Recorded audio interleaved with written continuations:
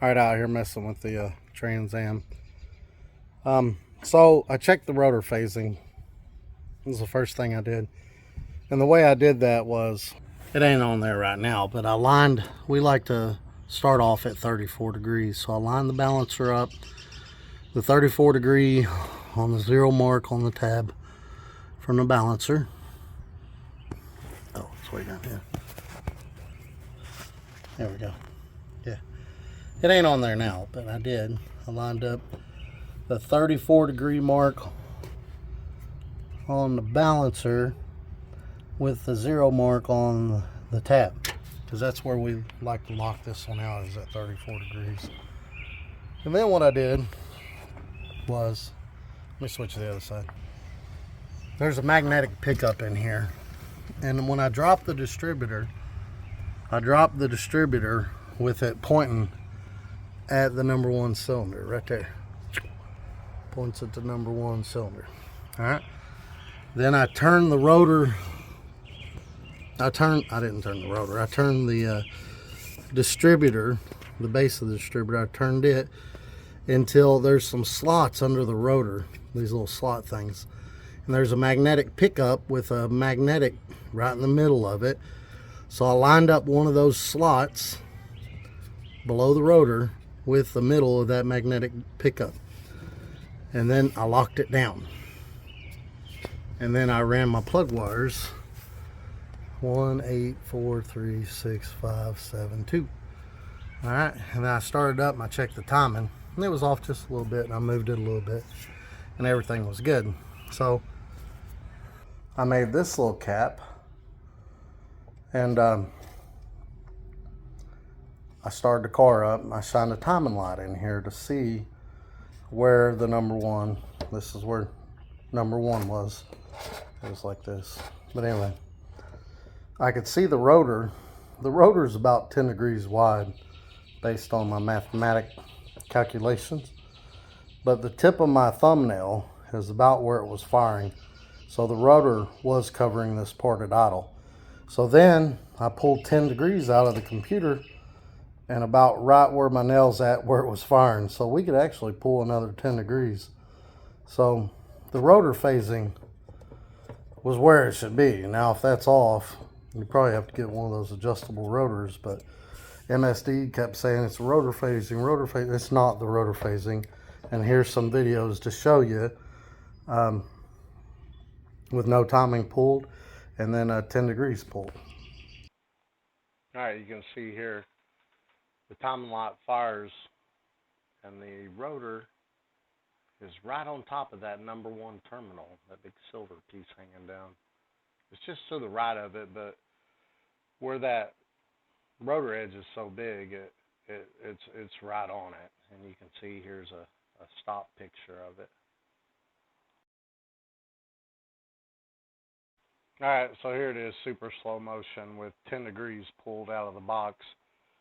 I tell you, the camera did not like the strobe light of the timing light, but I was able to get some good videos. But if you look closely, now the rotor is hitting directly behind that terminal, like dead middle of it.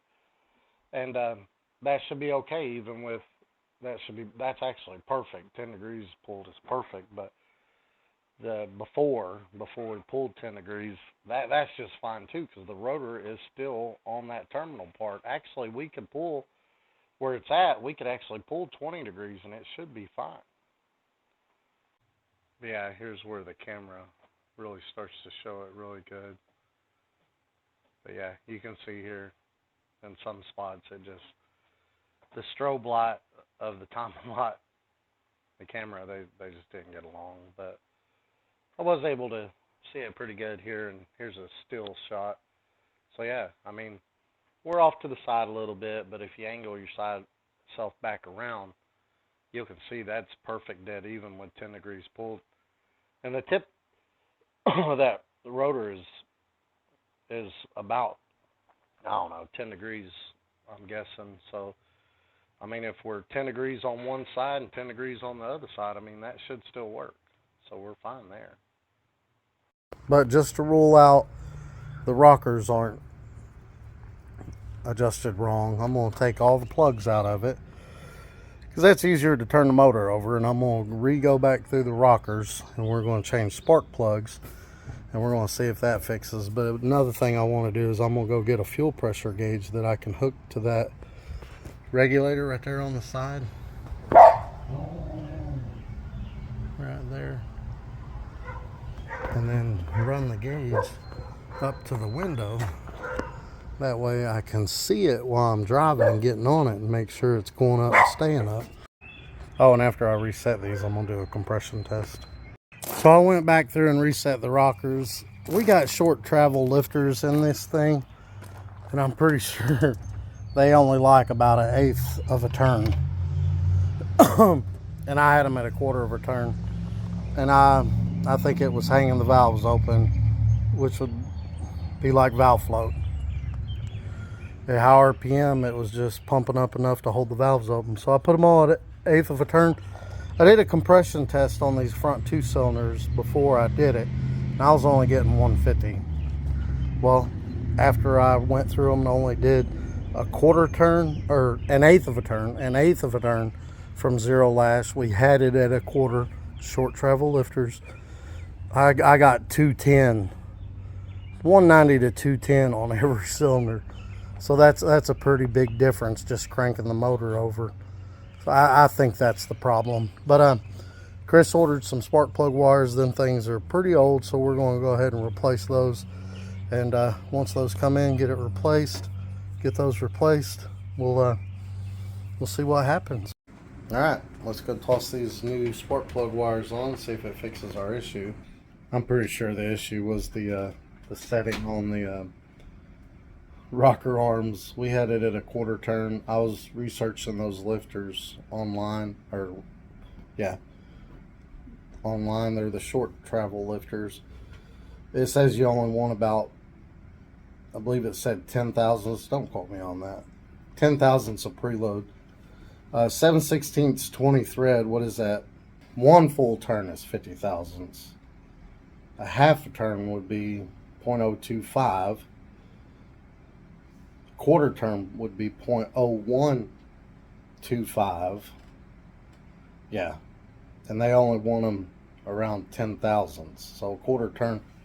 I think we did a 1/4 turn, then we snugged up the rocker. I'd have to go back and watch the video, but I'm pretty sure we did a 1/4 turn, and then we tightened the poly lock and the poly lock nut and the Allen both at the same time, which gives you another 1/8 turn.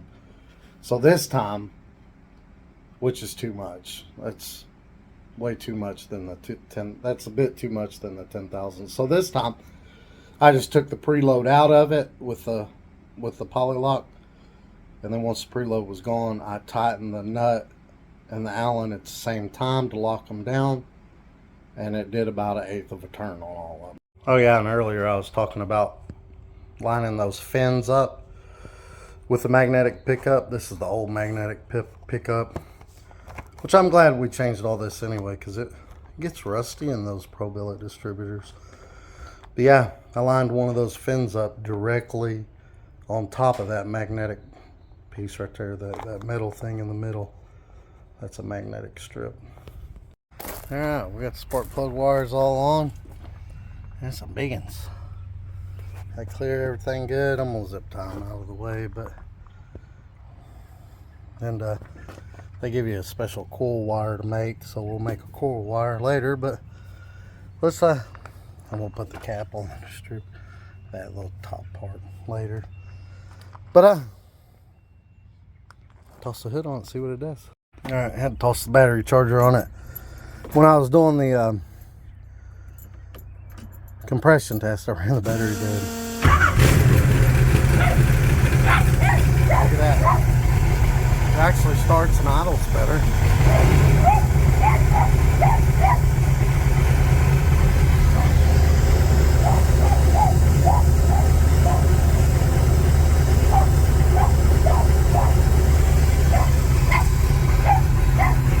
But it's idling on its own already.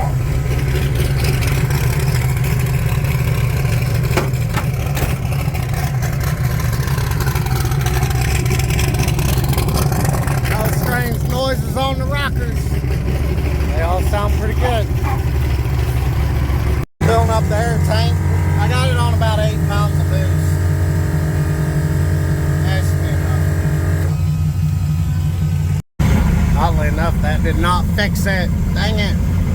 See, it idles and drives around just fine.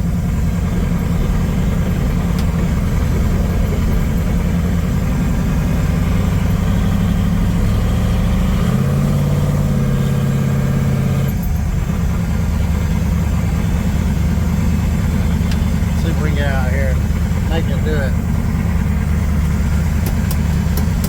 One moment.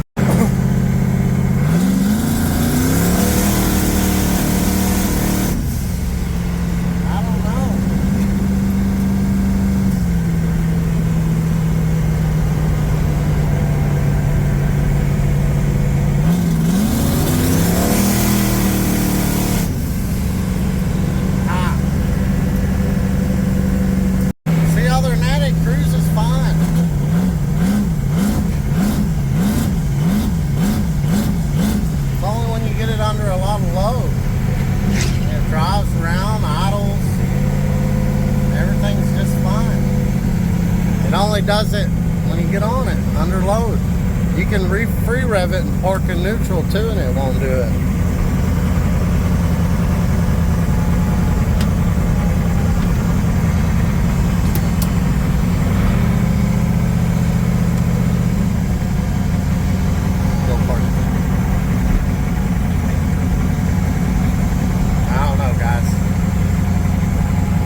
And oddly enough, the AFR stayed, I mean, it went right where it should, and it's still right where it should be.